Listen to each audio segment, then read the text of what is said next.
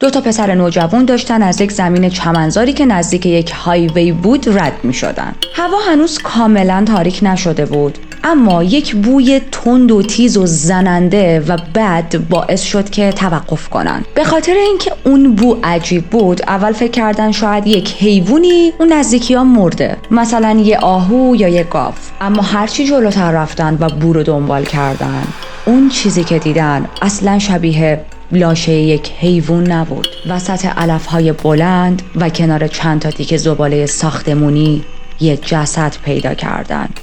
جسد برهنه یک زن.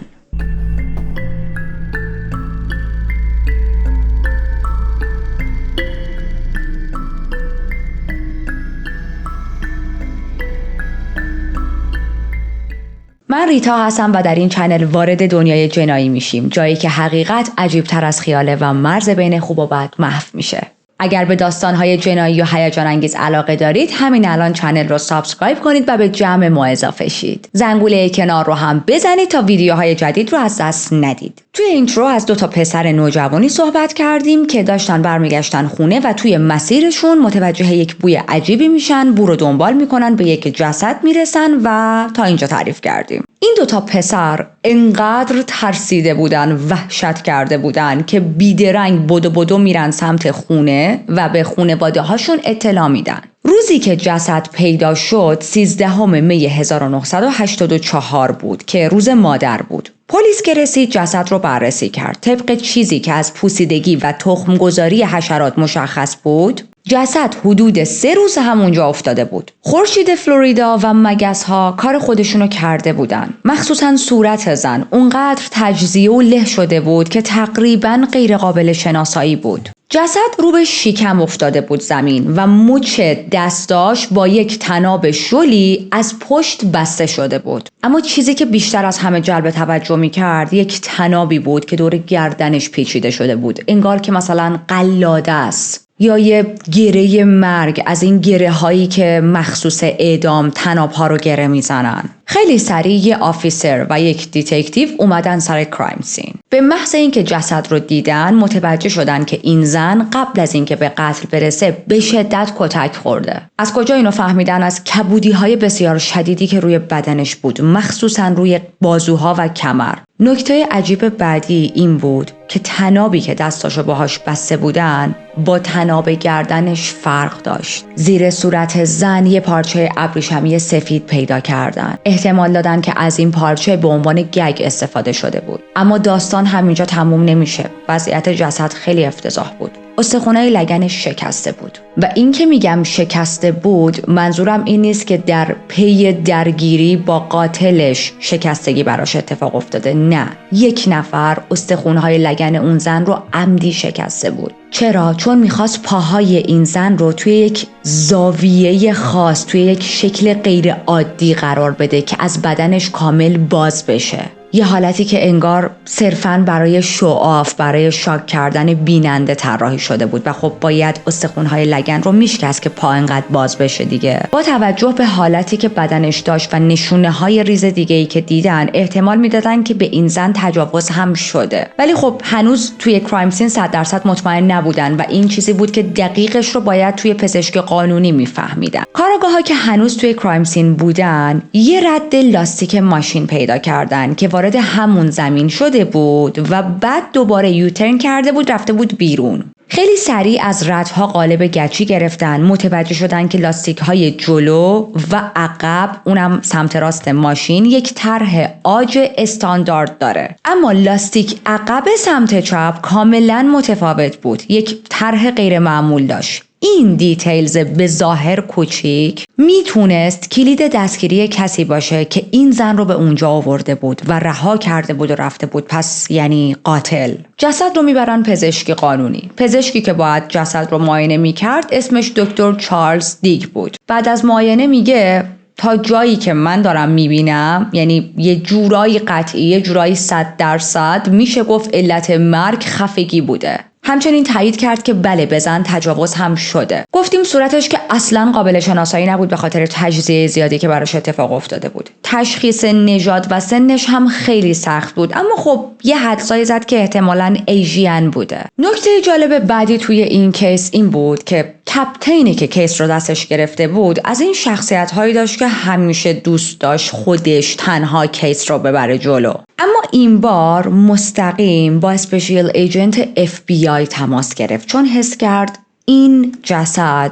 یک داستان وسیع‌تر و بزرگتر پشت خودش داره. به یک کارشناس حرفه‌ای الیاف نیاز داشتن که خب معمولاً چنین کارشناس‌های خیلی کاربلدی برای FBI کار میکنن. FBI هم همکاری میکنه، این کارشناس رو میفرستن برای کرایم سین. اون کارشناس روی اون شال سفید رنگی که گفتیم زیر صورت زن پیدا شده بود یک فیبر نایلونی قرمز رنگ پیدا میکنه. مشخص میشه که این فیبر قرمز رنگ از اون فیبرای بسیار ارزون قیمتیه که توی حالا یه سری از ماشین‌ها یا خیلی از ماشین‌ها وجود داره. پس الان پلیس بیشتر و بیشتر داشت به این نتیجه میرسید که جسد این زن با ماشین آورده شده. اون از رد لاستیک‌های ماشین، اینم از فیبر نایلونی قرمز رنگی که پیدا شده. با اینکه داستان این قتل تلخ و عجیب بود و جسد حالت واقعا ویردی داشت. وضعیت جسد واقعا برگریزون بود. همین قسمتش که لگن مقتول رو شکسته بودن و پاهاش رو کامل باز کرده بودن که حالت شعاف کنن واقعا وحشتناکه.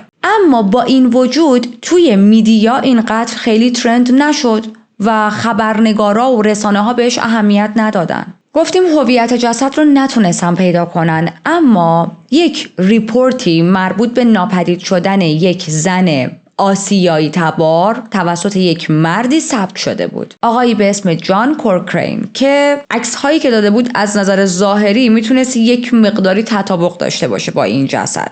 علیبای جان رو چک کردن و خب مشخص شد که اون نمیتونه قاتل باشه. مشخص شد توی اون زمان و تایمی که احتمال میدادن قاتل جسد رو آورده تو اون منطقه، جان اصلا جای دیگه ای بوده و خب از لیست مظنونین حذف شد. چون اون زمان هنوز DNA به کار نمیرفت، از اثر انگشت استفاده کردن تا هویت زن مشخص بشه. ولی خب باز به پیشرفتگی و سرعت امروز نبود دیگه تشخیص هویت از طریق اثر انگشت. اسم مقتول نوئن تی لانگ بود، اما بین مردم به لنا لانگ معروف بود. 20 سالش بود، توی یک نایت کلاب در تامپا کار میکرد به عنوان رقاص و بعد از تحقیقات بیشتر کاراگاه‌ها فهمیدن که درگیر اعتیاد هم بوده. لنا اومده بوده اونجا، تلاش داشته که بتونه پول جمع کنه تا بعد از مدتی برگرده به کالیفرنیا پیش خانواده‌اش. پلیس ها احتمال دادن شاید از مردهایی که ملاقاتشون میکرده درخواست کمک مالی میکرده و توی یکی از همون آدم ها با شخص اشتباهی آشنا شده، یعنی قاتلش. بدترین جای ممکن، بدترین زمان. چون خود لنا ماشین نداشته، معمولاً برای رفت و آمد هیچ هایک میکرده و از بقیه درخواست میکرد که مثلا منو میشه تا این مسیری برسونید و آخرین باری هم که دیده شده بود داشت از همون بار و نایت کلابی که کار میکرد خارج میشد. بعد از اون هیچ کس دیگه لنا رو ندیده بود. نامزد لنا یه مدت کوتاه مظنون اصلی پرونده شد، اما خیلی زود پلیس تایید کرد که اون زمان نامزد لنا سر کار بوده و هیچ ربطی به قتل نداشته. با این حال همونطوری که گفتم اون زمان کسی زیاد پیگیر و به قولی مجذوب پرونده لنا نبود. برای مردم اون زمان لنا یه زنی بود مثل صدها زنی که به شکل مشکوکی ناپدید میشن، بعدش هم کشته میشن. اما خب قرار نبود این قتل به همین سادگی باشه و پرونده ما هم ادامه داره. دقیقاً 2 هفته بعد همه چیز عوض میشه. 27 می سال 1984 یک کارگر ساختمونی که داشت توی یک جاده معروفی کار میکرد، این جاده اسمش لاورز لین بود، جسد یک زن دیگر رو پیدا میکنه. به سرعت پلیس ها رو خبر میکنه، پلیس ها به محل میرسن و با اولین نگاه همشون یک حس آشنا اما عجیب بد میاد سراغشون. اون کرایم سینی که داشتن میدیدن خیلی براشون آشنا بود. همین چند وقت پیش توی یک کرایم سین شبیه این بودن. زن تقریباً برهنه بود. فقط یک تیشرت سبز تنش بود که از جلو پاره شده بود و به سمت عقب کشیده شده بود، طوری که بازوهاشو پیچیده و با آستینا بسته بودن. مچای دستش مثل قربانی قبلی شل از پشت بسته شده بود و باز هم همون طناب 3 دور پیچیده شده بود دور گردنش، شبیه یک قلاده. جالب اینجاست که باز هم 2 نوع طناب متفاوت استفاده شده بود برای این قتل. یکی برای بستن دستا، یکی هم برای خفه کردن. طناب گردن کمی کات شده بود. انگار قاتل با همون چاقویی که صورت و گردن زن رو پاره کرده خواسته طناب رو هم پاره کنه. و بله، وضعیت صورت و گردن اون زن واقعا افتضاح بود و پر پارگی و زخم.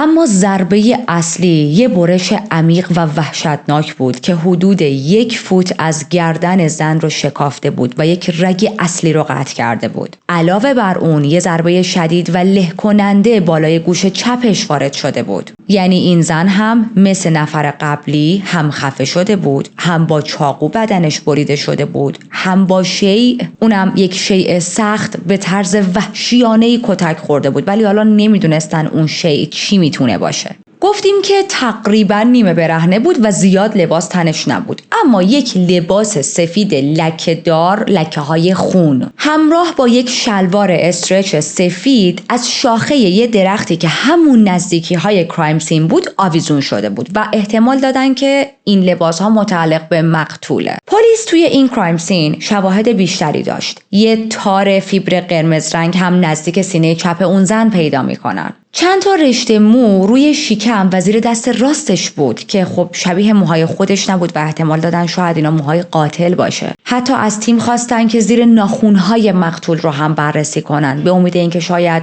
یه چیزی، پوستی، چیزی زیر ناخوناش گیر کرده باشه از قاتل. علاوه بر تمام اینا، اثراتی که سر صحنه مونده بود خیلی مهم بودن.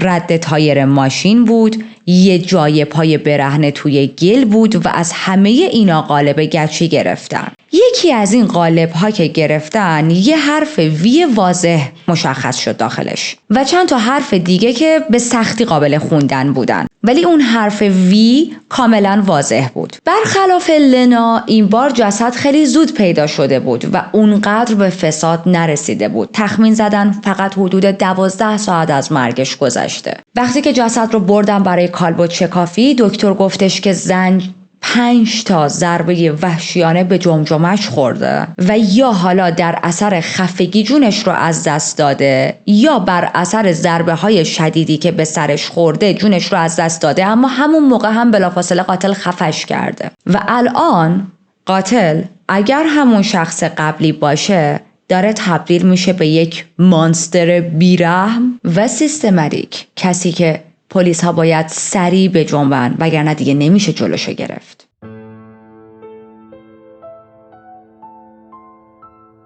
تایید شد که به این زن هم تجاوز شده. علت مرگ گفتیم خفگی و آسیب شدید به سر اعلام شد. برخلاف قربانی قبلی یه سری خبر از پیدا شدن این جسد منتشر میکنن، یک شبیه سازی از چهره میکنن، چهره نگاری انجام میدن، ازش چاپ میکنن این تصویر رو و توی این چهره نگاریه چند تا ویژگی ظاهری رو هم منشن میکنن. میگن مقتول یک دختری بود که توی اوایل نوجوانیش بود، قدش حدود 165 سانتی متر بود، وزنش نزدیک به 54 کیلو بود، موهاش و چشمهاش هم قهوه‌ای تیره بودن. پلیس میدونست که هر چقدر سریعتر بتونن هویت مقتول رو شناسایی و پیدا کنن، روند تحقیقات سریعتر و مفیدتر پیش میره. و بعد از انتشار این چهره نگاری و حالا حدس و گمانهایی که راجبش میزدن، هویتش بالاخره توسط یک زن دیگه‌ای که توی همون خیابون کار میکرد تایید شد. اسم مقتول میشل دنیس سیمز بود. 22 سالش بود. اون هم سابقه اعتیاد داشت. فقط 2 روز بود که وارد شهر شده بود و آخرین بار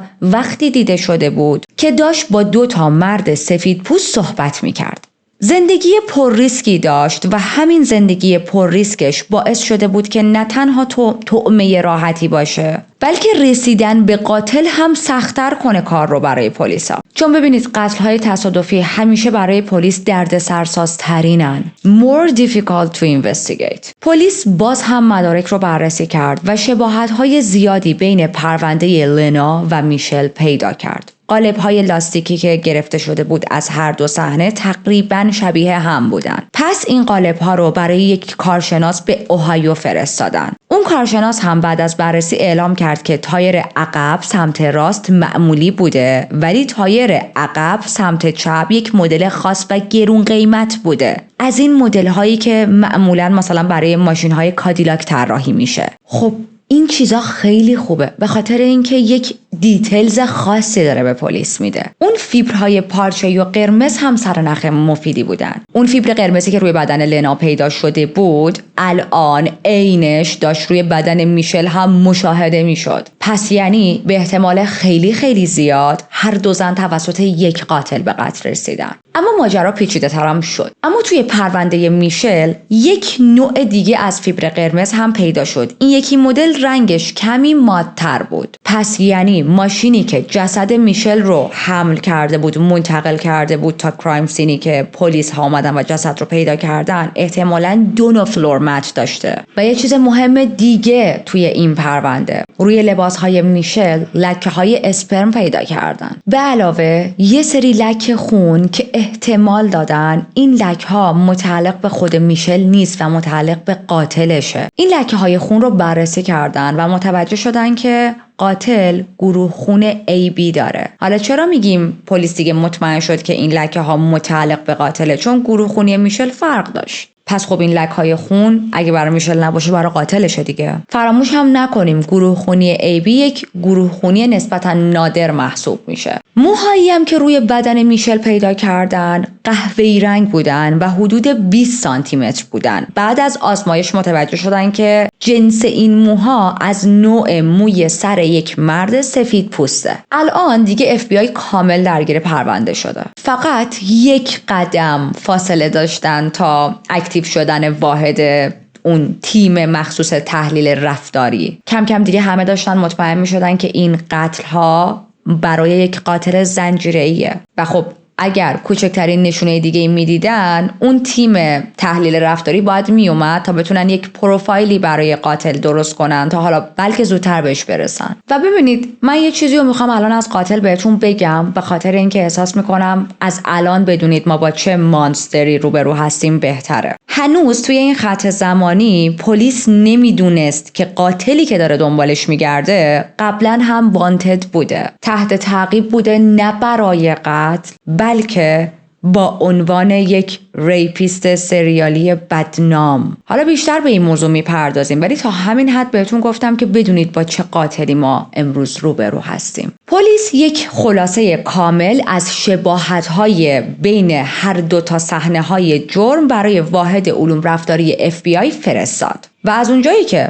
بالای 90% احتمال میدادن این دوتا قتل ها کار یک قاتله و باز دوباره به احتمال خیلی زیاد ما با یک قاتل سریالی طرف هستیم، اون تیمی که بهتون گفتم دست به کار شدن و شروع کردن به ساختن یک پروفایل روانشناختی از قاتل. اینکه احتمالاً ظاهرش چیه، چجوریه، با تمرکز روی گذشته این قاتل، ویژگی‌های شخصیتیش، چیزهایی که توی تحلیلشون خیلی مهم بودن اینایی هن که الان میخوام بهتون بگم. هر دو قربانی برای رفت و آمد هیچ هایک میکردن و خب وابسته به دیگران بودن. وقتی جسدشون پیدا شد تقریبا هیچ لباسی تنشون نبود. دستاشون به شکل مشابهی بسته شده بود و یکی از اونا در حالتی خاص و تحقیرآمیز قرار گرفته بود. هر دو از یه منطقه سوار ماشین شده بودن. اجسادشون نزدیک هایوی و توی مناطق روستایی پیدا شده بود. هر دو کرایم سین رد لاستیک داشتن. فاصله محل پیدا شدنشون با جایی که آخرین بار دیده شده بودن زیاد بود. و از همه مهمتر فیبرهای مشابه داخل ماشین توی هر دو صحنه جرم روی هر دو جسد دیده شده بود که خب این نشون میداد قتل‌ها به هم ربط دارن. این اطلاعات یک چیز رو کلیر میکرد. قاتل یک نفره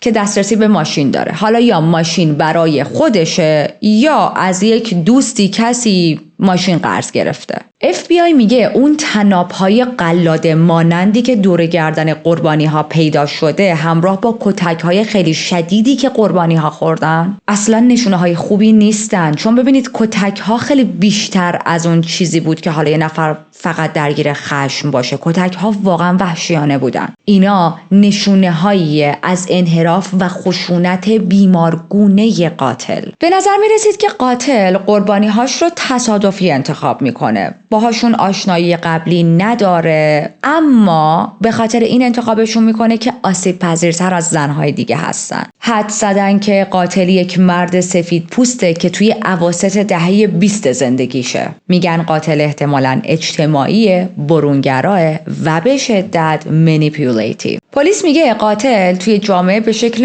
نرمال داره زندگی میکنه. But if you looked closer میدیدی قاتل خودخواه، تحریک پذیر و تقریباً بدون هیچ میشه گفت امپاتی یا احساسه. خب همه اینا ویژگی های کلاسیک یک سایکوپت دیگه. چون خودشیفته هم بود، احتمال داشت که دوست داشته باشه همیشه مرکز توجه باشه. احتمال زیاد رفتارهاش ایمپالسیو و آنپلند بود، ولی خب نه اونقدر که بخواد بی احتیاطی کنه و لو بره. احتمالش بود که خیلی راحت به اطرافیانش دروغ بگه، یک تصویر مردونه و خشن از خودش توی ذهنش داشته باشه. حتی شاید روی بدنش تتوهایی کرده باشه با همین مضمون که مثلا نمیدونم چجوری بگم، تتوهایی که نشون بده من یک مرد خشنم، یه همچه حالتی. و آخرین چیزی که FBI توی این پروفایلی که داشتن درست میکردن برای قاتل حدس میزنن، میگن به احتمال زیاد هر وقت داره بیرون میره خونه با خودش سلاح حمل میکنه. البته نه برای اینکه از خودش دفاع کنه، برای اینکه احساس مردونگی بهش دست بده.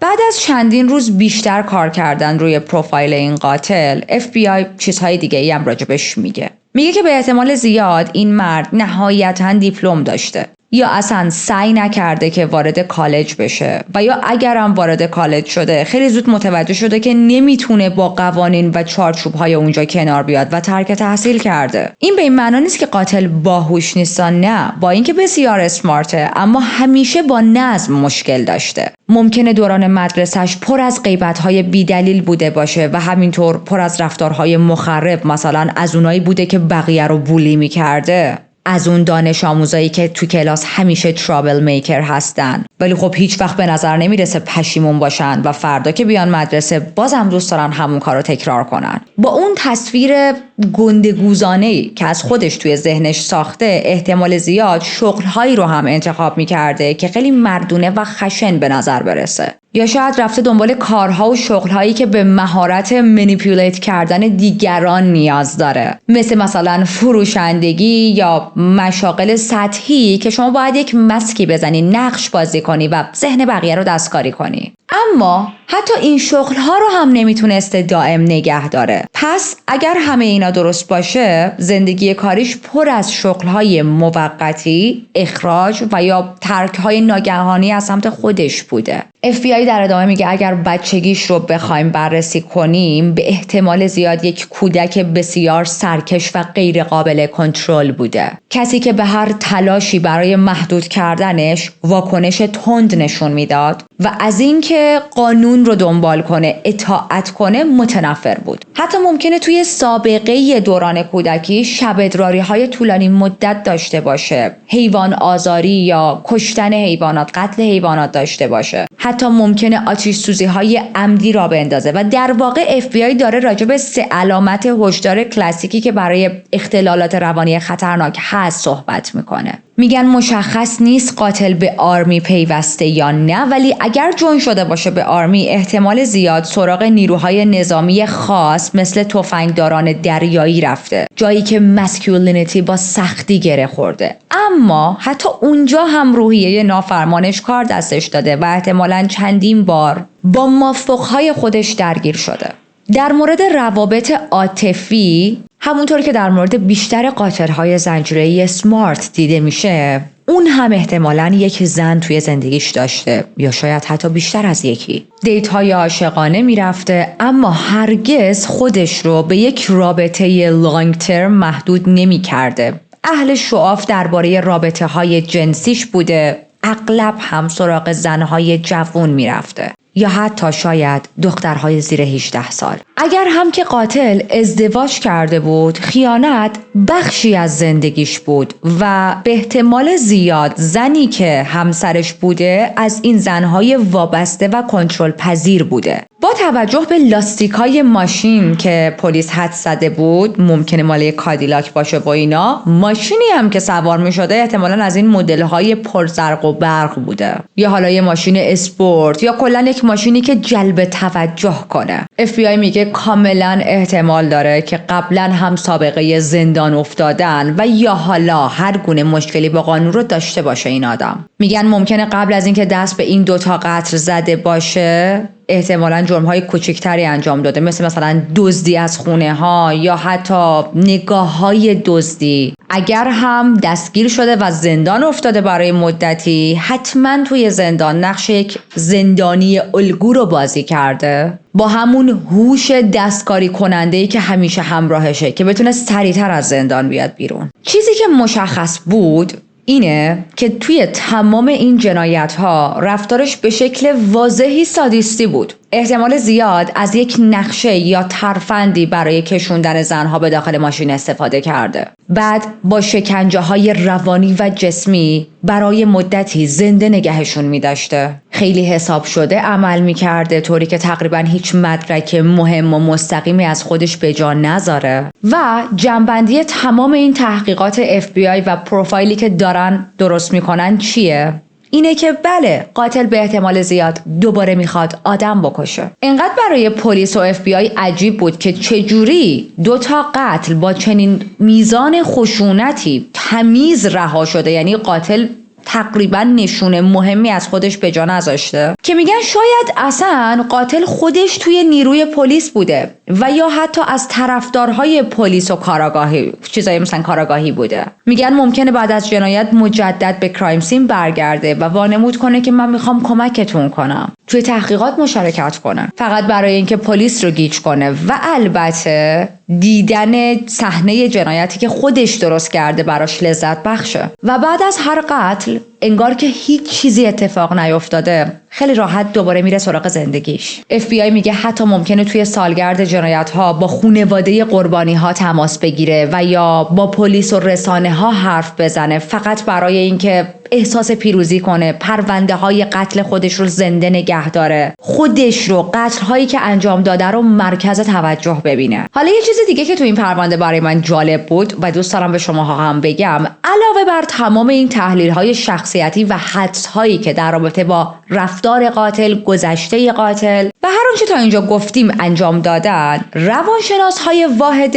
علوم رفتاری توی FBI یه سری راهکار هم به پلیس‌ها و دیتکتیوز برای بازجویی پیشنهاد دادن که اگر زمانی موفق به دستگیری این مظنون شدن، بهتره که مثلا اینجوری ازش بازجویی کنی، نه فلان جور، که طرف احتمال اعترافش بیشتر باشه. حالا توصیه هاشون چی بود؟ میگن که اون کسی که قراره با این مرد بازجویی کنه باید تمام جزئیات و دیتیلز اطلاعات این پرونده رو استپ بای استپ بلد باشه، حالتی که در حد خود قاتل بدونه هر آنچه راجع به پرونده هست رو باید حفظ کنه بازجوش. سوالها رو باید با اعتماد به نفس از این قاتل بپرسه، باید یک لباس رسمی بپوشه، رفتارش محکم باشه، خودش رو به عنوان یک چهره قوی و غیر قابل دستکاری به قاتل نشون بده. بازجو باید اونقدر قدرتش بالا باشه که کنترل کامل فضا رو دست خودش بگیره. obviously شخص قاتل تلاش میکنه که فریب بده این بازجو رو و محیط رو بگیره دست خودش، اما بازجوش نباید بذاره که موضوع به چرخه و جایگاهشون سویچ شه. کنترل در اتاق بازجویی باید دست بازجو باشه. یکی از تکنیک های پیشنهادیشون هم این بود که بازجو با زمانبندی های دقیق بعضی اطلاعات جزئی از صحنه های جرم رو به مرور مطرح کنه. یه حالتی که قاتل حس کنه ای بابا همه چی لو رفته، حتی گذشته من هم لو رفته، اینا همه چی راجع به من میدونن، من هیچ راه فراری ندارم. اما درست همون موقع که تحقیقات FBI تکمیل شد، این پروفایل ساخته شد، این پیشنهادها در رابطه با موقع بازجویی داده شد و این پروفایل داشت به دست پلیس محلی هم میرسید، یعنی فرستاده شده بود، قاتل ضربه بعدیش رو زد، اما این بار فرق داشت. 8 جون 1984 الیزابت لاودنبک، یک زن خجالتی 22 ساله که توی یک شرکتی کار میکرد، رفته بود برای پیاده روی و خب الیزابت دیگه هیچ وقت بر نمیگرده. مادر الیزابت بلافاصله گم شدنش رو گزارش میده، اما 2 هفته طول کشید تا بدنش صبح شنبه وسط یه باغ پرتقال پیدا شه. جسدش به شدت در حال تجزیه بود، جوری که تقریباً لیکوید شده بود. برخلاف 2 قربانی قبلی، بدن الیزابت کاملاً پوشیده شده بود، اما شکستگی استخوان گردنش نشون میداد که اون هم با خفگی کشته شده.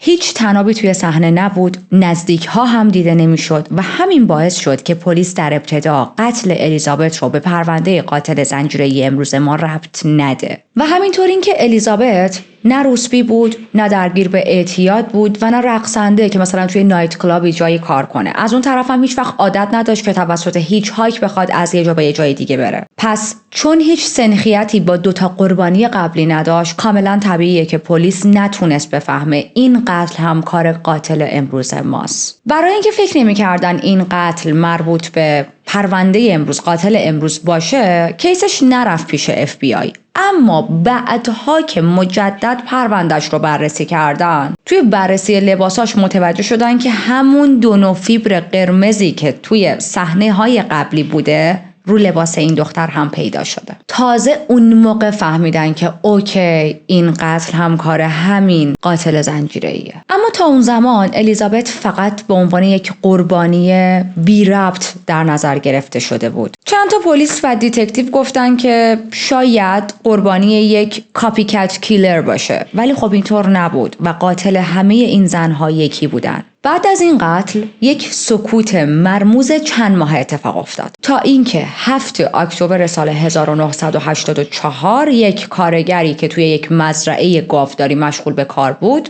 جسد دیگه‌ای پیدا کرد. بدن این زن تقریباً 1 هفته‌ای بود که اونجا رها شده بود، زیر یک فنس سیمخاردار رو به زمین با سری که پر از مگس و کرم شده بود. لباساش اطراف پراکنده بودن، لباس زیرش روی فنس بود، سوتیانش روی دروازه مزرعه و این دختر هم مورد تجاوز قرار گرفته بود. خفه شده بود، اما تفاوت اینجا بود که در نهایت با شلیک گلوله‌ای به پشت سرش کشته شده بود. و ما اینجا چیو داریم میبینیم؟ روشی که با قتل‌های قبلی فرق داره. از طریق اثر انگشت هویت این دختر رو تونستن مشخص کنن. شنل دیوان ویلیامز یک دختر 18 ساله رنگین پوست بود که تازه از زندان آزاد شده بود. حالا چرا افتاده بود زندان؟ به خاطر پرونده روسپیگری بازداشتش کرده بودن. پلیس میدید که قاتل داره روشش رو تغییر میده، اما چیزی که توی قتلهاش به عنوان امضا ثابت مونده بود، میلش به کنترل، شکنجه قربانی‌ها و خشم شدیدی بود که نسبت به زنها داشت، مخصوصاً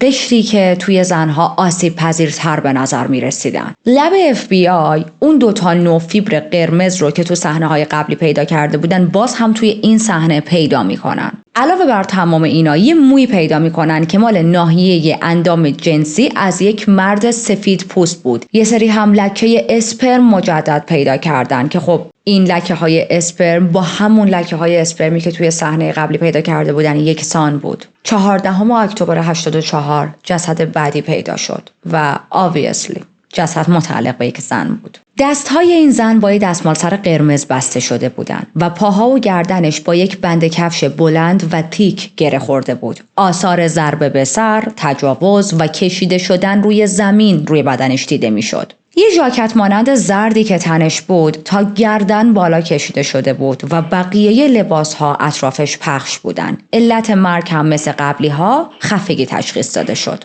این زن هم به خاطر سابقه اعتیاد و روسپیگری برای تیم تحقیقاتی چهره آشنایی بود. با این حال به صورت رسمی از طریق اثر انگشت شناساییش کردن. اسم این زن کرین بت دینسپرنت بود که 28 سالش هم بود. پلیس برای وصل کردن پروندهش به قتل‌های قبلی دنبال همون الگوهای قبلی میگشت و خب پیداشون هم کرد. 2 فیبر قرمز روی لباس کرین پیدا کردن. موهای اندام جنسی یک مرد سفید پوست دوباره روی بدن این زن دیده شد. نمونه های اسپرم باز هم نشون دهنده حضور همون قاتل بود و دوباره برای 2 هفته اتفاقی نیفتاد تا شب هالووین یک مرد 71 ساله کنار جاده مشغول به تمیز کردن جوب آب بود که توی جوب آب یک جسد دیگه پیدا میکنه. جسد این بار کاملا مومیایی شده بود. با موهایی که هنوز به جمجمه چسبیده بودن. همین باعث شد نتونن زمان دقیق مرگ یا رها شدن جسد رو مشخص کنن. با اینکه پلیس اونو از فهرست قربانی‌ها خط نزد، اما شواهد کافی هم نداشت. هویتش تا مدت‌ها مشخص نشد تا زمانی که بالاخره قاتل دستگیر شد و همه چیز روشن شد. اسم این زن کیمبرلی کایل هوبز بود که به اسم شوگر همه میشناختنش. یه زن 22 ساله سکس ورکر. کیمبرلی با یه نوار پارچه‌ای سیاه که به شکل گردنبند دور گردنش بود خفه شده بود. چند روز بزنیم جلو. یه زنی با اسبش داشت توی مزرعه میتاخت که جسد تیکه تیکه شده دیگه ای رو پیدا میکنه. بخش‌هایی از بدن قطع شده بودن و توی کل مزرعه پخش بودن. خب تا اینجا این یکی از بدترین کرایم سین هاییه که ما توی این پرونده داریم میبینیم. پزشک ارشدی که رفت سراغ این جسد بعد از بررسی ها گفت که جسد حدود 2 هفته اونجا رها شده بوده. با اینکه استخوان‌ها توسط حیوانات جویده شده بودن، اما هنوز میشد فهمید که اون زن یک مرگ خشونت بار رو داشته. یه طناب 23 سانتی متری دور تا دور گردنش پیچیده شده بود و دستاش با بند کفش کلفت بسته شده بودن. توی این کرایم سین گلوله‌ای در کار نبود، هیچ زخمی از تیراندازی دیده نمیشد و علت مرگ چی بود؟ مثل قبلی‌ها خفگی. همه اینا نشون میدادن که قاتل همون آدم قبلیه، ولی باهوشتر، خشن‌تر و ترسناکتر از قبل شده. هر قتل با تمام تفاوت‌های ظاهری باز هم نشونه‌هایی از امضای اون مانستر رو توی خودش داشت. طناب، ریپ، خفگی، فیبر قرمز و زنهایی که هیچ وقت قرار نبود از اون سوار شدن و هیچ هایک زنده پیاده شن. با اینکه بدن این زن تیکه تیکه شده بود، اما رد امضای قاتل همچنان تو همه جای پرونده دیده میشد. قربانی یه زن سفید پوست با قد حدود 165 سانتی متر بود، حدوداً 20 ساله بود و خب اسمش ویرجینیا لی جانسن بود، یک زن 18 ساله که اون هم به عنوان روسپی کار میکرد. فقط 4 روز از قتل قبلی گذشته بود که یک نقاش تابلو وسط کارش با یک صحنه وحشتناک روبرو شد. جسد یه زن رو پیدا کرد. پلیس فوراً خودش رو رسوند و خب اون چیزی که میدیدن براشون کاملاً آشنا بود. دور گردن زن یه طناب حلقه شده بود و دقیقاً شکل قلاده بود. رو بدنش رد سوختگی طناب بود، صورتش له شده بود، پاهاش به زور از هم باز شده بودن. میگم به زور یعنی طوری که معلوم بود قاتل قصد داشته صحنه رو جوری بچینه که نگاه بیننده رو خیره و شاک کنه. دقیقاً مثل یکی از همون قتلای اول پرونده. لباساش اطرافش پخش شده بودن و حتی روی لباسش آثار مدفوع دیده میشد. دکتر گفت حدس میزنه که زن حدود 2 یا 3 روز پیش کشته شده. مرگش هم درست مثل قبلیا خفگی بوده. توی جیب شلوار جینش یه درایور لایسنس پیدا کردن به اسم کیم ماری سوان. 21 سالش بود. درست مثل یکی از قربانی‌های قبلی توی نایت کلاب کار میکرد. در واقع بهتره بگم تو همون نایت کلاب، همون جایی که لنا هم کار میکرد. و باز هم همون نشونه ها، فیبر قرمز فرش ماشین، چند تا موی قهوه‌ای که معلوم بود متعلق به خود قربانی نیست و داستان همیشگی لباس هایی که از تنش درآورده شده بودن و اطرافش پخش بودن. اجساد داشتن یکی یکی پیدا می شدن و پلیس عملاً داشت زیر فشار منفجر می شد. بازجویی به بازجویی، مظنون به مظنون، خیابونها پر شده بود از ماشین پلیس. هر کسی که 1% احتمال میدادن ممکنه قاتل باشه رو ول نمی‌کردن. تمام سرنخ‌ها رو دنبال می‌کردن و حتی اون پروفایل دقیق FBI نتونست کمک زیادی بهشون بکنه. قاتل همیشه یک قدم جلوتر بود تا اینکه یه چیزی عوض میشه. یه دختر 17 ساله به اسم لیسا مکوی دزدیده شد. ولی این بار داستان فرق داشت، چون لیسا زنده برمیگرده و نه تنها زنده برمیگرده بلکه با همکاری یک نویسنده یک کتاب درباره این نایتمر مینویسه. حالا بریم تا داستان لیسا رو براتون تعریف کنم. لیسا شب بعد از شیفت کاریش سوار دوچرخش میشه و داشت میرفت سمت خونه. وسط راه از پشت یه سری بوته کنار خیابون یه مرد میپره بیرون. قبل از اینکه بتونه حتی جیغ بزنه یک طناب دور گردنش میافته. بعد به سرعت یه تفنگ بهش نشون میده و میگه که من چاقوام دارم. بهش چشم‌بند میزنه و به زور میندازتش توی ماشین. لیسا از همون اول میفهمه که اون مرد دنبال این بود که بکشتش. شروع میکنه به التماس کردن. صداش از ترس میلرزید. میگه که کاریم نداشته باش، هر چی بگی انجام میدم. مرد بهش دستور میده که لباساشو توی ماشین در بیاره و وادارش میکنه که براش اورال سکس انجام بده. بعد از این تجاوز شروع میکنه به رانندگی. مدت زیادی بی هدف میچرخید تا بالاخره بردش خونه خودش. از اون وقتی که لیسا میرسه خونه این آقا 26 ساعت در اسارته. توی اون خونه بارها و بارها به لیسا تجاوز میکنه، لمسش میکنه، مجبورش میکنه به انجام کارهای جنسی. حتی باهاش میره حموم، انگار مثلا لیسا معشوقشه و هی هم بهش میگفت ببین من نمیخوام بهت آسیب بزنم. اما لیسا وسط اون ترس مطلق، وحشت کامل، مغزش رو روشن نگه داشته بود. با خودش هی میگفت من باید هوشیار باشم، نباید خودم رو ببازم. و تو بیانست لیسا واقعا یک زن زرنگ بود. در حالی که زیر فشار بود داشت دنبال راهی برای زنده موندن میگشت. دنبال نشونه هایی بود که اگر از خونه اون مرد زنده اومد بیرون بعدها بتونه باهاش اون مرد رو پیدا کنه. حتی بین تمام اون ترس و دردها ته دلش مطمئن بود که اگر از خونه این آدم برم بیرون دیگه نمیذارم این هیولا پنهان بمونه و به همه لو میدمش. ولی خب اینو به خود اون طرف نمیگفت که باعث بشه تحریکش کنه و زودتر به قتل برسونتش. اینو فقط تو ذهنش نگه داشته بود.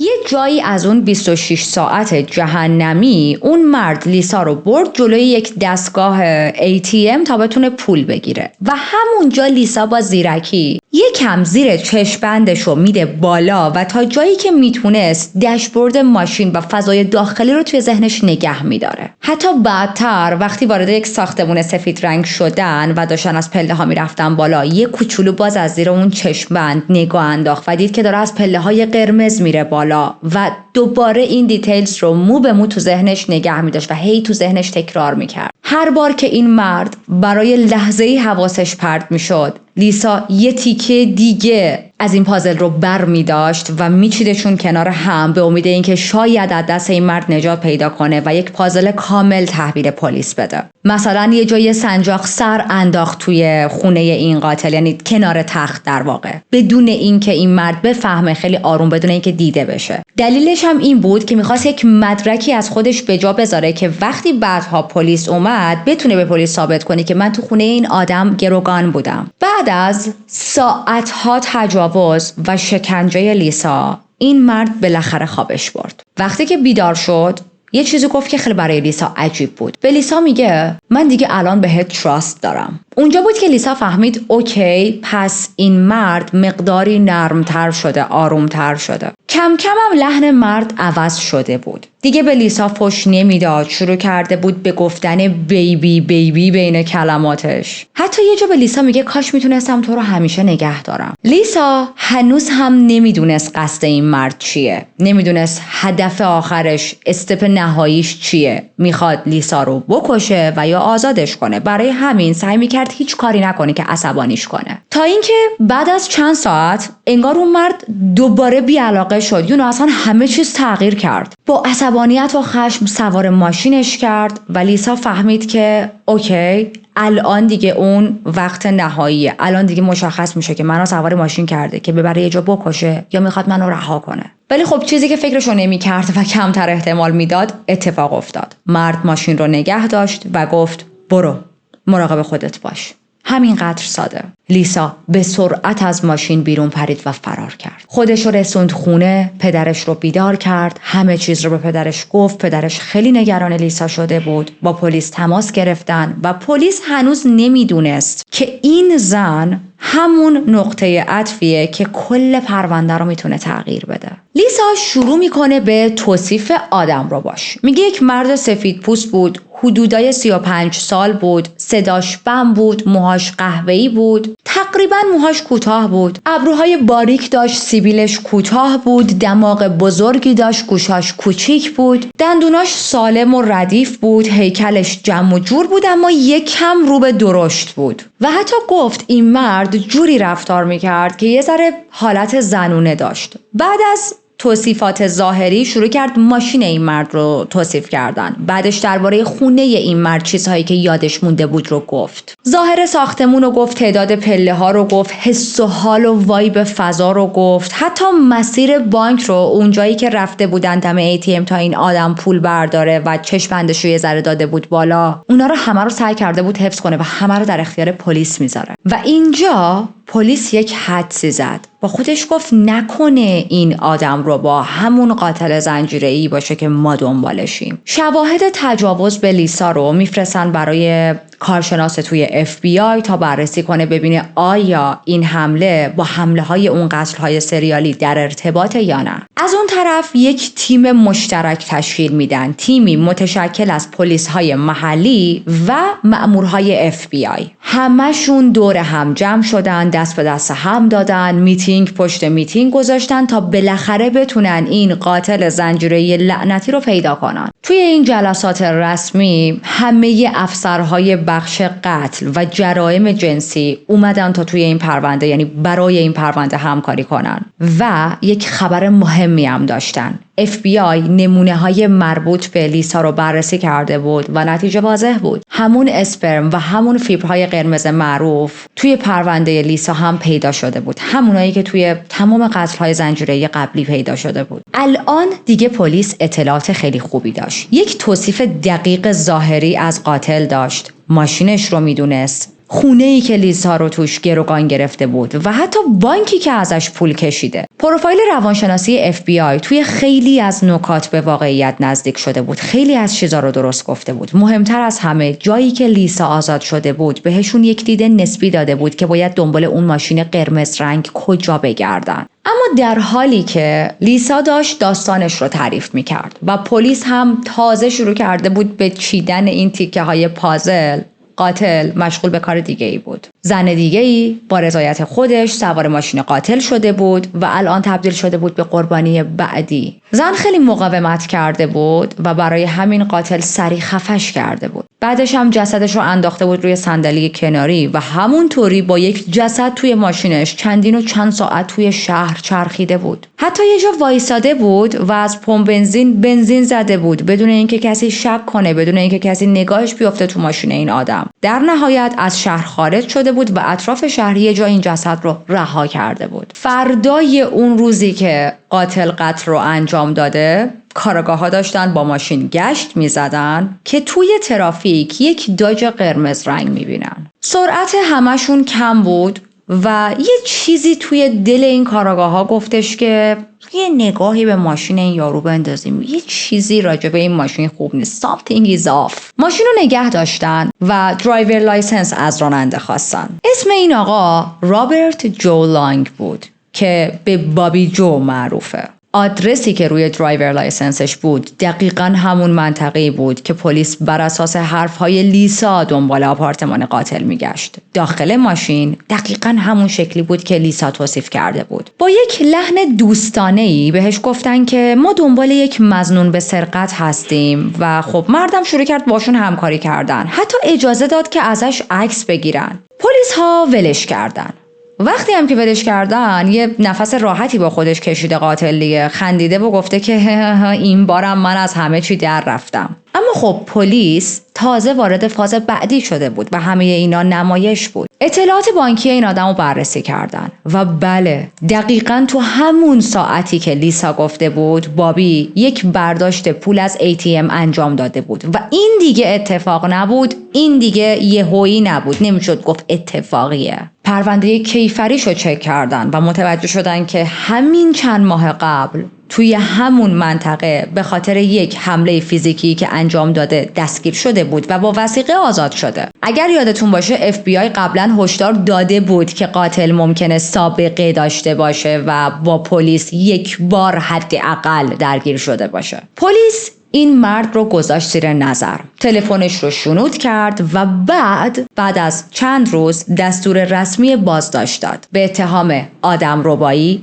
و تجاوز. به علاوه این که حکم تفتیش ماشین و خونش رو هم گرفتن. برای دستگیریش نقشه دقیق ریختن. یه تیم برای بازداشت و انتقال، یه تیم برای گرفتن و بررسی ماشین، یه تیم هم برای ورود به محل سکونتش و تیم آخر برای صحبت با همسایه‌ها گذاشته شده بود. همه چیز آماده بود و من جیگرم حال میاد وقتی برنامه‌ریزی‌های به این قشنگی رو میبینم توی پرونده ها. اصلا پرونده های بی‌نظم کلافم میکنه. وقتی بابی از سینما اومد بیرون، چون که خونه نبود و برای خودش رفته بود سینما، به محض اینکه از سینما اومد بیرون، آخرین فیلمی بود که قرار بود ببینه. همونجا چند تا مأمور ریختن سرش و دستگیرش کردن. همزمان بقیه تیما رفتن سراغ بقیه مراحل. ماشینش توقیف شد، تیکه‌ای از متن سمت راست کف ماشین رو درآوردن و فرستادن آزمایشگاه FBI و همونطور که همه انتظار داشتن، مأمور ویژه تایید کرد فیبرها دقیقاً همونن. گیم اوور. وقتی بابی دستگیر شد، ماشینش رو تیکه تیکه باز کردن. دنبال هر مدرکی بودن، هر چیزی. فیبر فرش ماشین، الیاف لباس یا تناب، اثر انگشت قربانی ها، رد خون یا هر نشون فیزیکی که بتونه این آدم رو به پرونده مقتولین ربط بده.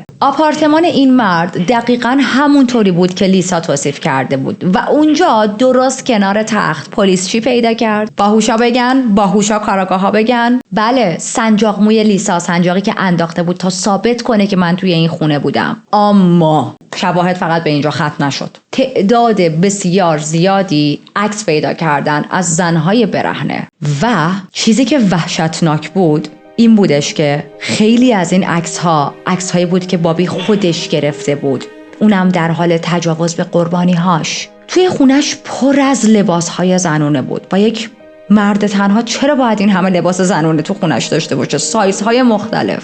یک رضایتنامه برای بازجویی جلوش آوردن، امضا کرد و الان بازجویی داره توسط 2 دیتکتیوز شروع میشه. شروع کردن سریع به اطلاعات اولیه ازش گرفتن. بابی یک رادیولوژی تکنیشن بیکار بود که توی فلوریدا زندگی میکرد. قبلا ازدواج کرده بود، 2 بچه داشت، اما خب 5 سال بود که از همسرش جدا شده بود و بچه‌هاش هم با همسرش زندگی میکردن. بعد از این اطلاعات اولیه، بدون اینکه کسی مجبورش کنه، اعتراف کرد و گفت من لیسا رو دزدیدم و بارها هم بهش تجاوز کردم. اما بعد از کمی صحبت با یه لحن عجیب اضافه کرد که یه جایی وسط این ماجراها لیسا خودش گفت که دلش نمیخواد بره، برای همین من طولانی نگهش داشتم. همون ادعای همیشگی آدمرباها که برمیگردن میگن قربانی خودش دوست داشت پیش من بمونه، قربانی لذت میبرد از این که من بهش تجاوز میکردم.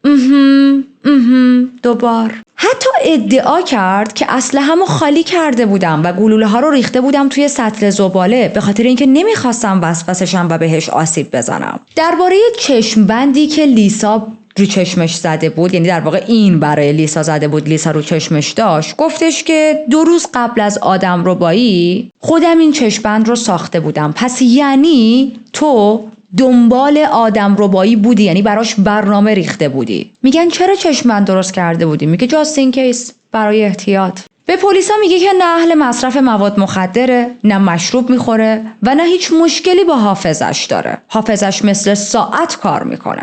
بازجوها که دیگه حوصله‌شون سر رفته بود و اینطوری داشتن خمیازه میکشیدن، رفتن سراغ اصل ماجرا، مدارک فیزیکی که داشتن. بهش توضیح دادن که چه چیزهایی از صحنه‌های جرم جمع کردن، چه چیزهایی از خونه و ماشین این آدم جمع کردن و بعد هم عکس 5 از قربانی‌ها رو بهش نشون دادن. بهش گفتن اینا رو میشناسی؟ و بابی جوابش فقط یک کلمه بود: نه. بهش گفتن ولی لاستیک ماشین تو که یک لاستیک خاصم هست توی صحنه جرم پیدا شده، درباره این چه حرفی داری بزنی؟ هیچی نگفت، سکوت کرد. بعد از چند لحظه سکوت، یه حالتی که حس کرده بود اوکی انگار که دارن به من نزدیک میشن، به پلیس میگه فکر کنم باید یه وکیل بگیرم. از نظر قانونی، طبق قانون باید بازجویی همونجا تموم میشد، به خاطر اینکه بابی اعلام کرده بود وکیل میخوام. ولی گروهبان ادامه داد، با یک لحن جدی گفت ببین ما همین حالاش هم با شواهد فیزیکی پرونده‌تو بستیم، بهتر صادق باشی، به نفع خودته.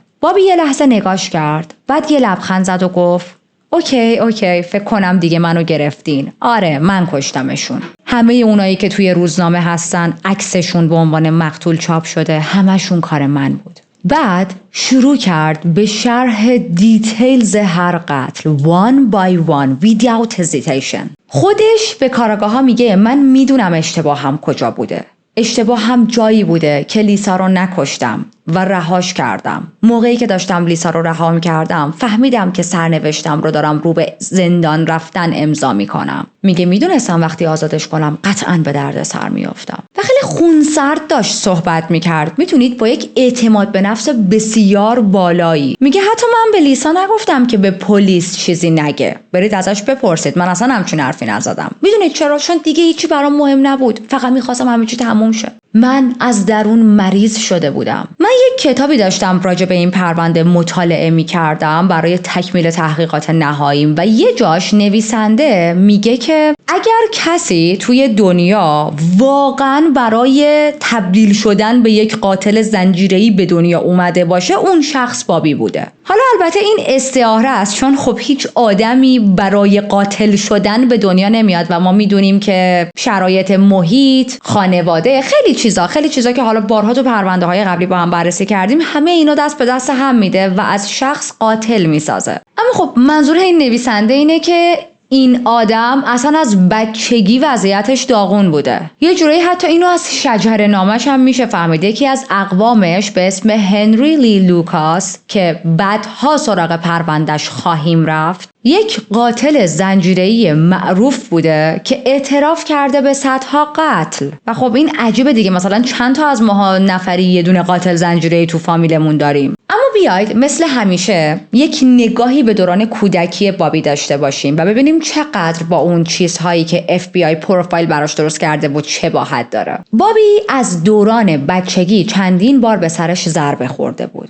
یه بار از تاب افتاده بود پایین، یه بار از دوچرخه افتاده بود، یه بارم از روی ایوون افتاده بود زمین. حتی یه بارم یه تصادف موتور داشت که توی اون تصادف هم باعث شده بود به سرش ضربه بخوره. خب ما حالا نمیدونیم این ضربه هایی که به سرش خورده واقعا مغزش رو تحت تاثیر قرار داده یا نه، چون ما یک هوش بالا و دقت کامل از بابی میدیدیم. حالا به این موضوع جلوتر میپردازیم، فعلا بذاریمش کنار. بعدها مشخص شد که یک کروموزوم X اضافه داشته. یعنی چی؟ یعنی باعث شده بود که توی دوران بلوغ مقدار زیادی هورمون زنونه توی بدنش تولید شه. بابی تا 13 سالگی با مادرش توی یه تخت میخوابید. حالا ما نمیدونیم که خودش اصرار داشت که کنار مادرش تا 13 سالگی بخوابه یا مادرش مجبورش میکرد، ولی در هر دو حالت خیلی کریپیه.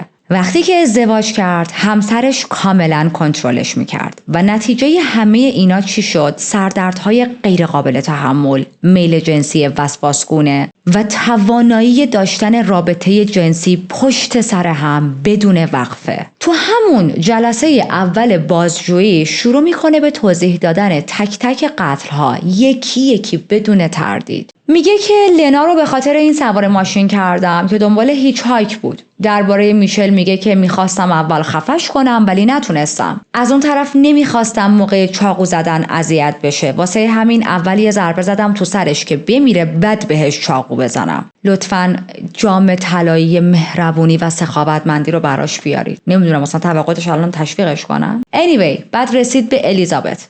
میگه که اول فکر کردم با خودم که بذارم الیزابت بره، ولی یه جمله ای از الیزابت شنیدم که منو خیلی عصبانی کرد. الیزابت شروع کرد منو مسخره کردن و خب منم عصبانی شدم، با طناب خفش کردم، کیفشو برداشتم، از کارت بانکیش پول کشیدم بیرون و بعدم کیفشو یه جا گمرول کردم و انداختم دور. میرسه به قتل شنل، همون زن رنگین پوستی که با شلیک گلوله کشته شده بود. بابی میگه که با همون اسلحه‌ای کشتمش که باهاش لیسا رو هم دزدیدم و تهدیدش کردم. بعد رفت سراغ قتل کرن. گفت که اول توی باغ پرتقال شروع کرده بود به خفه کردنش، ولی صدای واق سگ‌ها رو شنید و ترسید، گذاشتش توی صندوق عقب و برد توی باغ دیگه و همونجا کارو تموم کرد. از قتل شوگر صحبت میکنه، همون کیمبرلی هوبس. میگه که بعد از اینکه کشتمش گذاشتمش توی جوب آب و بعد میرسه سراغ قتل اون زنی که تکه های بدنش توی یک مزرعه پخش شده بود. اسم اون زن رو اصلا نمیدونست ولی جزئیاتش رو یادش بود.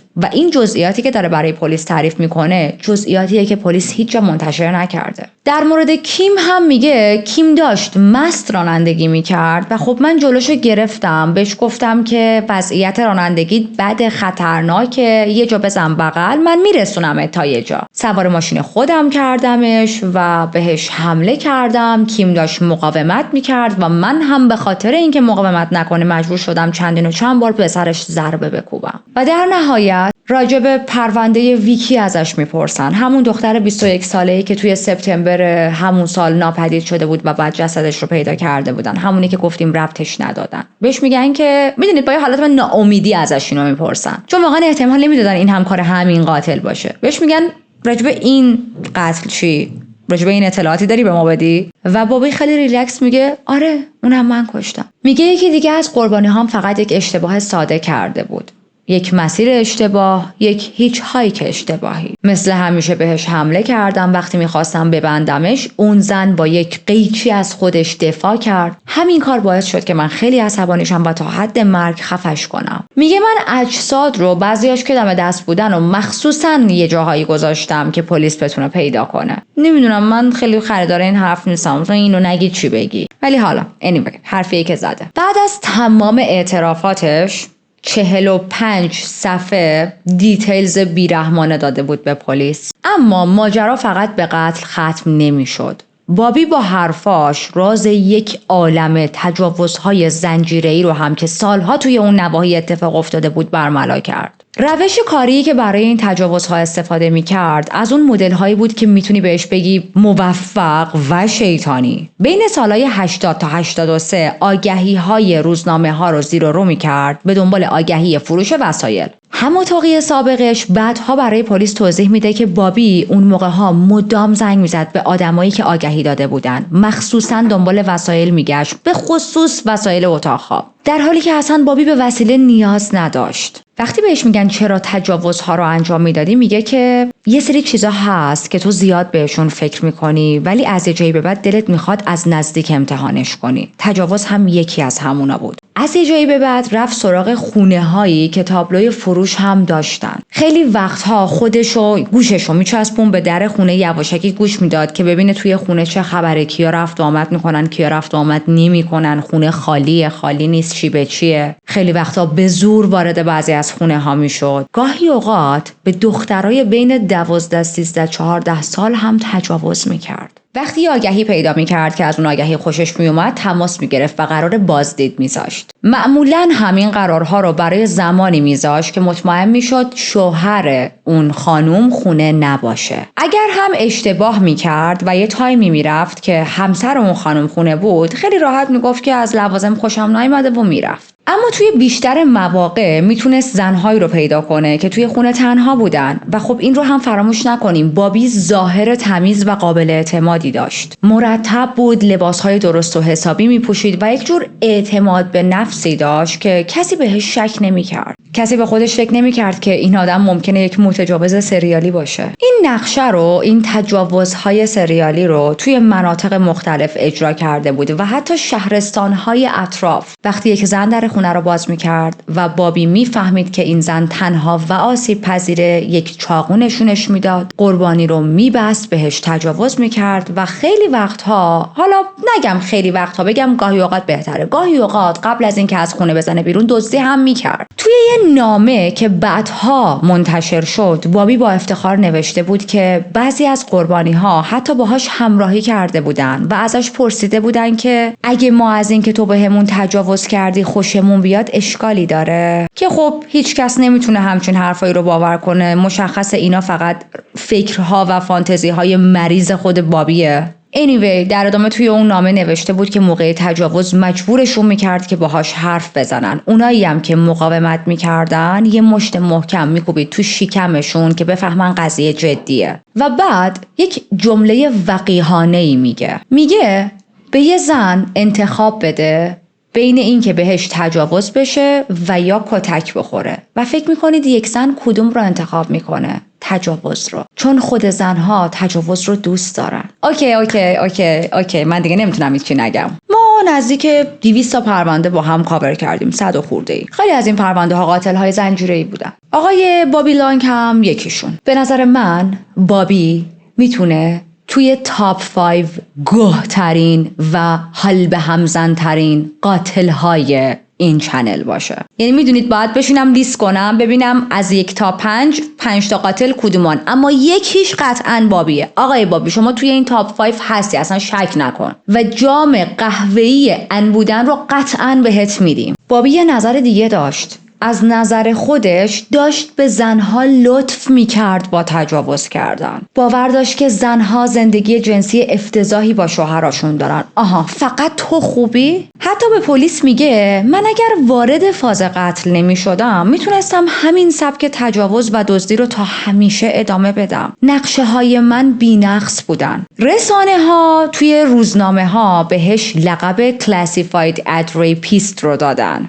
و خب بابی خیلی از این لقب خوشش اومد. خیلی هم افتخار میکرد به این که حتی وقتی پلیس فهمیده بود روش‌های قتل من چیه، باز هم نتونسته بود منو بگیره. آخرم من خودم یه کاری کردم که پلیس منو گرفت. پلیسا حدسشون این بود که اولین تجاوزهای این مدلیش از سال 80 شروع شده، اما بابی گفتش که نه، من از سال 75-76 تجاوزهامو شروع کردم. بی سر و صدا بودم اما دقیق و هر بار سراغ قربانی جدید میرفتم.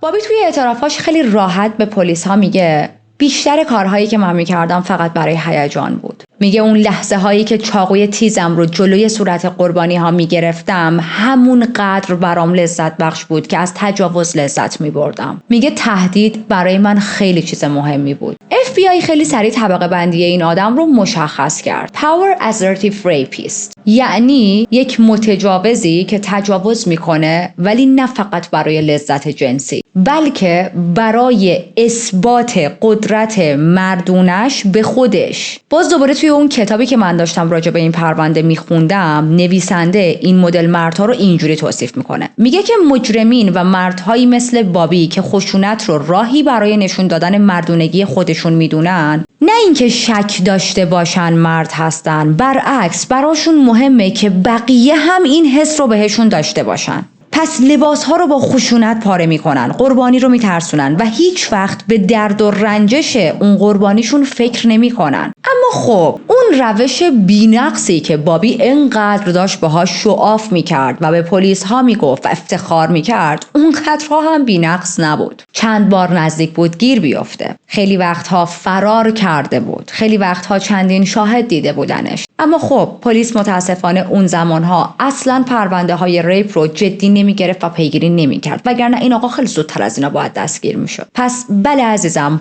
شما نقشت بی‌نقص نبوده، پلیس چونگشاد بوده. یه بارم توی سال 81 به جرم تجاوز محکوم میشه، تجدید نظر میزنه. توی اون دادگاه تجدید نظرش چند تا شاهد رو میاره که همه این شاهدین میگن نه، این زن با رضایت خودش با بابی رابطه داشته و تجاوزی در کار نبوده. و فکر میکنید چی میشه؟ قاضی میگه اوکی، ما نمیدونستیم، آزادی بابی جان. و واقعا به همین کیش میشی. بابی راحت آزاد میشه و میره بقیه تجاوزهاشو انجام میده. بعضی از منابع میگن بابی به حدود 50 تا زن تجاوز کرده. بعضی منابع دیگه این عدد رو تا 150 هم میبرن. ما نمیدونیم دقیقاً کدوم عدد درسته. فقط میدونیم تعداد خیلی زیاده. در ادامه بازجویی پلیس ها از روی یک مپی که خود بابی کشیده بود یک مسیری رو دنبال میکنن و میرسن به قربانی نهم، یک زنی به اسم بیکی. چیزی از بدن باقی نمونده بود، بقایای استخونش پیدا شد. گردنش شکسته بود که خب این نشون میداد خفه شده. داخل بدن ویکی یک قیچی پیدا کردن، همون قیچی که موقع درگیری با بابی ازش استفاده کرده بود. بابی تعریف کرد، گفت یکی از قربانی ها از قیچی استفاده کرد از خودش دفاع کنه، من عصبانی شدم. هویت دقیق این مقتول با بررسی دندونهاش تایید شد. و برسیم به دادگاه های بابی. بابی با 8 فقره قتل و تجاوز و 9 فقره آدمربایی مواجه شده بود. یه اتهام قتل دیگه هم برای ویرجینیا جانسن توی شهر دیگه‌ای در جریان بود. همچنین به خاطر نقض آزادی مشروطی هم که داشت قرار بود حکم بگیره. با این حجم اتهام قاضی هیچ وثیقه‌ای براش صادر نکرد. اما داستان هنوز تمام نشده بود، چون جسدهای دیگه‌ای هم قرار بود پیدا شن. 19 نوامبر 84 جسد یک زنی رو از رودخونه میکشن بیرون. این زن خفه شده بود با یک نوع ابزار خاصی که نمیدونستن چیه. هویت این زن هرگز شناسایی نشد، اما همه چیش، مدل قتل و ایناش با قربانی‌های بابی همخونی داشت. 3 روز بعد اسکلت یه زن دیگه پیدا شد و طبق نظر پزشک قانونی حداقل 6 تا 8 ماه از مرگ این زن گذشته بود. دستهای این زن هم از پشت بسته شده بودن. FBI و اداره کلانتری اونجا این مرگ‌ها رو یعنی در واقع این قتل‌ها رو به بابی نسبت دادن، ولی خود بابی هرگز به این قتل‌ها اعتراف نکرد. قبول نکرد که این 2 تا قتل رو خودش انجام داده و خب اتهامی هم براش ثبت نشد. توی یک کتاب دیگه‌ای به اسم Murder in America در مورد قتل‌هایی که ریشه در میل جنسی دارن یک تعریف مهم نوشته که میخوام براتون بگم، به نظرم جالب اومد. میگه قتل‌هایی که با خشونت مرگبار همراهن معمولاً یک عنصر جنسی توشون وجود داره. این مدل قتل‌ها معمولاً با رفتارهای جنسی انحرافی همراه میشن و اغلب قربانی کاملاً تحت کنترل قاتله. گاهی قاتل‌ها از اعضای بدن قربانی استفاده میکنن، تیکه تیکه‌شون میکنن یا گازشون میگیرن حتی، و همه اینا نه فقط برای خشونت بلکه برای تحریک جنسی شونه. بعضی وقتها هم قاتلا وسایل مخصوص فتیش مثل کفش‌های مختلف، لباس زیر، یه سری طناب‌ها و اینا رو وارد صحنه میکنن، یا حتی یک مدلی صحنه‌ها رو برای خودشون میچینن که شبیه آینه مخصوص به خودشون بشه. این جور آدم‌ها تقریبا هیچ کنترلی روی خودشون ندارن و این رفتارهاشون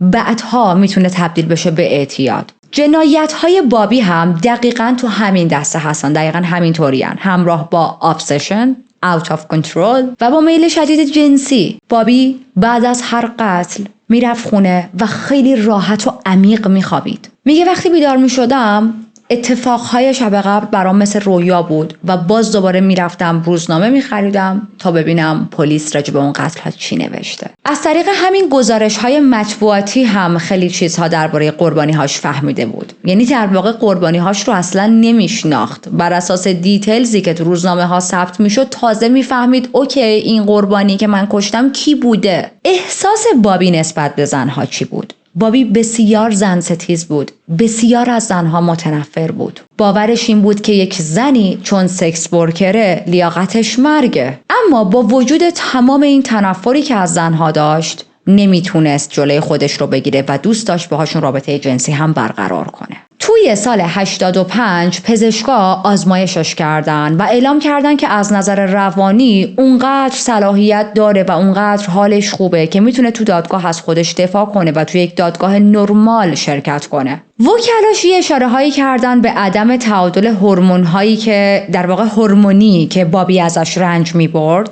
اما توی خانواده بابی آدم‌های دیگه‌ای هم بودن تو خانواده و فامیل که همین مشکل رو داشتن، ولی هیچ کدومشون نه متجاوز شده بودن و نه قاتل زنجیره‌ای. دکتر نوشت که میل جنسی کنترل نشده بابی و خشونت آنیش کاملاً با الگوی رفتاری آدم‌هایی همخونی داشت که آسیب عصبی توی ناحیه‌ای از مغزشون دارن، همون بخشی که احساسات، خشونت و میل جنسی رو تنظیم میکنه. بابی که اینو میشنوه میگن خره وامونده معطل هوشه، حالا حکایت بابیه. تا این تشخیص دکتر رو میشنوه میگه که من اگر میدونستم مشکلاتم این رفتارم به خاطر بیماریمه حتما زودتر خودم رو درمان میکردم و میرفتم سراغ یک حالا روانپزشکی کسی. ولی هیچ مدرکی برای این ادعا وجود نداره جز حرفای خودش. یعنی چی اگر زودتر میفهمیدی؟ یعنی تو خودت نفهمیدی که تجاوز و قتل کار نرمالی نیست؟ یعنی خود آدم نمیتونه تشخیص بده که اگر میل و گرایش به کشتن یا تجاوز داره درست نیست و باید خودش رو به